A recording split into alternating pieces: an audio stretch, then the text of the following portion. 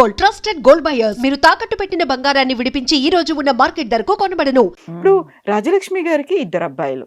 అవును. సరే, మీరంటే ఓకే, అమ్మ ప్రోద్బలంతో మీరు ఈ సినిమాల్లోకి వచ్చారు. మీ అబ్బాయి కూడా సినిమాల్లో చేశాడు, హీరోగా చేశారు. అవును. మీ ప్రోద్బలం ఉందా? నా ప్రోద్బలం కాదండి, మా ఇద్దరిది కాదు. తనకి ఇష్టం, మా అబ్బాయికి ఇష్టం.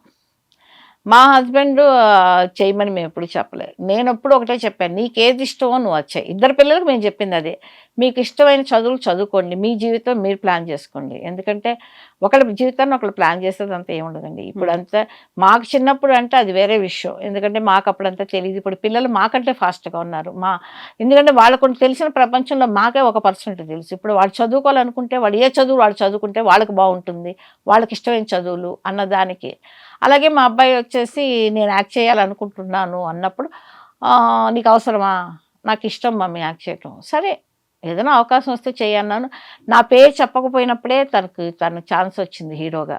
తను ఎవరో పిలిచారంట, వెళ్ళాడు. వెళ్ళిన తర్వాత స్క్రీన్ టెస్ట్ అంతా చేసిన తర్వాత యు ఆర్ సెలెక్టెడ్ అని ఎవరు మీ పేరెంట్స్తో మాట్లాడాలన్నప్పుడు నా పేరు బయటకు వచ్చింది. డైరెక్టర్, మీ అబ్బాయిని తెలియదు మేడం అన్నాడు. మా అబ్బాయిని చెప్పుకోలేదు వాడు, తను స్వతంత్రంగా ట్రై చేశాడు, దొరికింది తన టాలెంట్. ఆ ఒక్క మూవీని వచ్చేసాడు తను. యాక్చువల్గా తను వచ్చేసి టెక్నీషియన్ అండి. తను కెమెరా కమ్ డైరెక్టర్. తను ఎస్ఆర్ఎం అని చెన్నైలో చదివాడు, దాది ఫిల్మ్ ఇన్స్టిట్యూట్లో చదివాడు, శివాజీ ఫిల్మ్ ఇన్స్టిట్యూట్ అని. అక్కడ 3 years డిగ్రీ చేశాడు తను. కాబట్టి ఇప్పటికీ తను అదే వర్క్ చేస్తున్నాడు. ఇండస్ట్రీకి సంబంధించిందే మొత్తానికి, టెక్నికల్ తను చేసేది. రెండో అబ్బాయి క్వైట్ ఆపోజిట్. నాకు సైన్సే ఇష్టం. అందరూ ఈ రోజుల్లో ఇంజనీర్ అవుతున్నప్పుడు నా కొడుకు సైంటిస్ట్ అవుదాం అనుకున్నాడు, సైంటిస్ట్ అయ్యాడు. ఇప్పుడు PhD డాక్టరేట్ చేస్తున్నాడు లండన్లో. తను ఫుల్గా ఆ సైన్స్ సైడ్ వెళ్ళిపోయాడు. తనేమి యాక్ట్ చేయలేదు, తనకి అంత ఇంట్రెస్ట్ కూడా లేదు. ఒకరేమో లండన్, ఫ్యామిలీ ఏమో సింగపూర్లో, మీరేమో హైదరాబాదు. ఎలా మేనేజ్ చేస్తున్నారు? తిరుగుతున్నాను, లండన్ తిరగలేదు. కాళ్ళకి చక్రాలు కట్టుకొని అంటారు కదా, అలా ఇక్కడ 10 రోజులు ఖాళీ ఉందంటే కట్ చేసి సింగపూర్ వెళ్ళిపోతా. ఆ 10 రోజులు ఇప్పుడు అక్కడ తిరిగేసి వచ్చేస్తాను.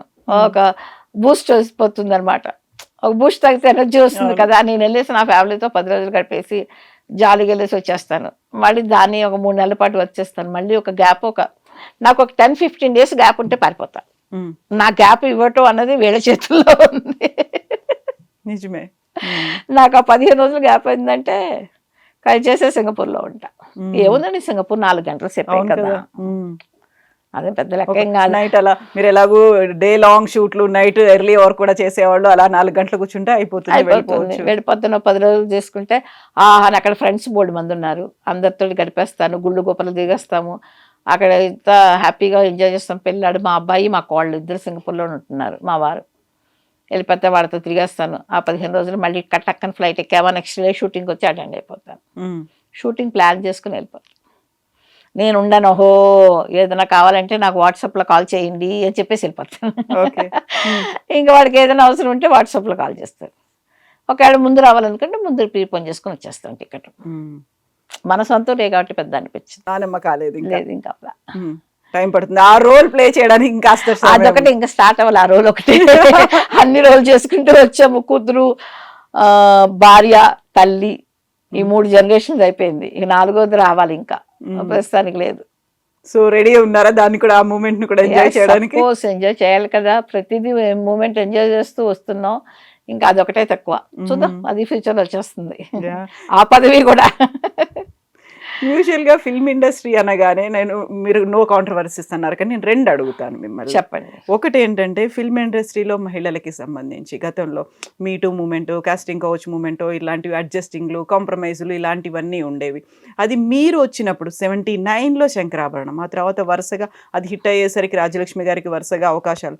ఎప్పుడైనా ఇలాంటి ఇన్కన్వీనియన్స్, ఇలాంటి డిస్టర్బెన్సెస్ ఉంటాయండి. మొన్న ఎవరో అడిగితే కూడా నేను ఏదో చెప్పాను, ఉండకుండా ఎలా ఉంటుంది. బట్ మనం ఇగ్నోర్ చేసి వెళ్ళిపోతుంటాం అంతే. వయసులో ఉన్న ఒక ఆడపిల్లని ఎవరైనా ఇష్టపడతారు, మనల్ని వాళ్ళు డిస్టర్బ్ చేయనంత వరకు మాకేం ప్రాబ్లం. దూరం చూసి ఆనందిస్తారు అనేది, ఆనందించకపోతే నేను ఆర్టిస్ట్ అయ్యేదాన్ని కాదు కదా. నేను ఆ మాత్రం గ్లామర్ లేకపోతే నేను ఇండస్ట్రీలో సినిమా హీరోయిన్ ఎలా అయ్యేదాన్ని. కాకపోతే వాళ్ళు మనకు ప్రాబ్లం పెట్టేంత వరకు ఏం ప్రాబ్లం లేదు, లీవ్ ఇట్ అంతే. అంతకంటే నేను దాని గురించి మాట్లాడడానికి పెద్ద ఇష్టం లేదు. ఎందుకంటే ఉంటే ఏ ఫీల్డ్లో లేకుండా ఉన్నాయి, అన్ని ఫీల్డ్లో ఉన్నాయి. కాకపోతే సినిమా అనేసరికి ఫోకస్ అయిపోతుంది. ప్రతి విషయం మీరు ఆలోచించండి, మీరు ప్రతి విషయాలు అన్ని చోట్ల జరిగాయి. ఏదైనా ఒక చిన్న కాంట్రవర్సీ మీరు చెప్పినట్టు ఏదో ఒక ప్రాబ్లం పెట్టేవాళ్ళు ఉండొచ్చు, ఒక్కొక్కరి గురించి గాసిప్స్ రావచ్చు, ప్రతి చోట ఉంది. కాకపోతే సినిమా వాళ్ళు ఏంటంటే ఫోకస్ మా గురించి అయితే వెంటనే చదివేస్తారు. బయట వాళ్ళు ఎంతమంది లేరు. ఇప్పుడు ఒక డైవర్స్ తీసుకుంది ఒక ఆర్టిస్టు అంటే వాళ్ళ ప్రాబ్లమ్స్ వల్ల ఎవరో డైవర్స్ తీసుకుని ఉండొచ్చు. అది ఎవరి తప్పు కాదు, ఎందుకంటే ఎవరికైనా సరే ఆ హక్కు ఉంది.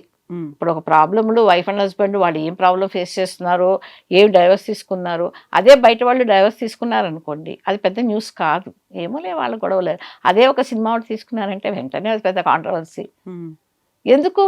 సినిమా వాళ్ళం కాబట్టి సరే పోన్లే, మేము ఎంజాయ్ చేయాలి దాన్ని కూడా. ఓకే, మేము ఫేమస్ పీపుల్ గురించే కాబట్టే కదా మా గురించి మాట్లాడుకుంటున్నారు. కాంప్రమైజ్ అవ్వకుంటే, కమిట్మెంట్లు ఇవ్వకుంటే సినిమా ఆఫర్లు రావు అనే ఒక మాట చాలా స్ట్రాంగ్గా అదేమి లేదండి, అలా నేను ఒప్పుకోను, అలాంటి విషయాలు ఒప్పుకోను.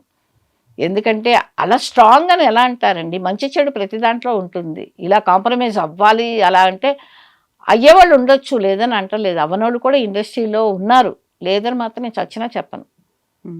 మేబీ వాళ్ళు ఉన్న స్థితికి వాళ్ళు వెళ్ళలేకపోవచ్చు. ఇప్పుడు మీరు చెప్పిన హై రేంజ్కి వెళ్ళకపోవచ్చు, కానీ మామూలుగా ఉండేవాళ్ళు ఉన్నారుగా, ఇంతమంది ఇండస్ట్రీలో బతికారుగా.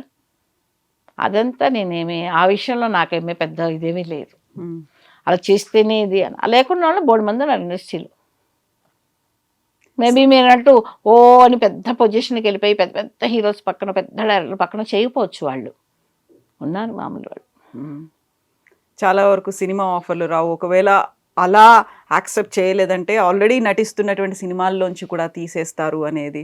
అది నాకు ఎప్పుడు వినలేదు. నేను ఈ మాట మీకు చెప్పిన చివరి మాట నేను ఎప్పుడు వినలేదు. తీసేసి ఉంటారేమో నాకు తెలియదు, ఎందుకంటే నేను చేసిన సినిమాలు కానీ నేను చూసింది కానీ నేను ఎప్పుడు లేదు. మేమంతా కంఫర్టబుల్గానే వచ్చేస్తాం, మరి మాకు ఎప్పుడు తెలియదు. సో ఎవరైనా మాట్లాడుకునే వాళ్ళు అప్పుడు మీరు యాక్ట్ చేస్తున్నప్పుడు కానీ, ఎవరైనా మదర్ క్యారెక్టర్స్, హీరోయిన్ క్యారెక్టర్స్ చేస్తున్న వాళ్ళు ఏమని ఇలాంటి ఇష్యూస్ ఫేస్ చేసామనో, లేకుంటే వాళ్ళు ఎక్స్పీరియన్స్ అయ్యారనో? మాకెప్పుడు తెలియదండి, మా సీనియర్ ఆర్టిస్టులు ఎప్పుడు మాతో అలాంటి విషయాలు మాట్లాడారు కదా.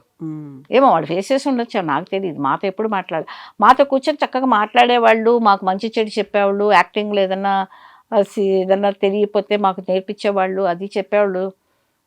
అంతేగాని మాకు ఇలాంటివన్నీ ఎప్పుడు చెప్పారు కదా. నాకు తెలిసిన, నేను సీనియర్ చేసిన వాళ్ళు కదా, చాలామంది సీనియర్ ఆర్టిస్టులు నేను చేశాను కదా. అది నా తల్లి క్యారెక్టర్ అవచ్చు, అత్తగారి క్యారెక్టర్ అవచ్చు, లేకపోతే నా అక్క క్యారెక్టర్, అలాంటి వాళ్ళు ఉన్నప్పుడు నాతో ఎప్పుడు ఎవరు చెప్పారు కదా. మిగతా వాళ్ళకి ఏమైనా ఎక్స్పీరియన్స్ ఉండేమన్నా కానీ నాకైతే ఎక్స్పీరియన్స్ లేదు. మీరు బయటకు వెళ్ళినప్పుడు, అవుట్డోర్లకు వెళ్ళినప్పుడు, వేరే ఊర్లకు వెళ్ళినప్పుడు అమ్మగారు వచ్చేవాళ్ళ మీతో? అమ్మగారు వచ్చేవారండి. స్టార్టింగ్లో అమ్మగారు, అసిస్టెంట్ వచ్చేవాడు, తర్వాత మేకప్ మెన్, హెయిర్ డ్రెస్సులు వీళ్ళందరూ వచ్చేసేవాళ్ళు. మీతో పాటే ఉండేవాళ్ళు వాళ్ళు ఇంకా.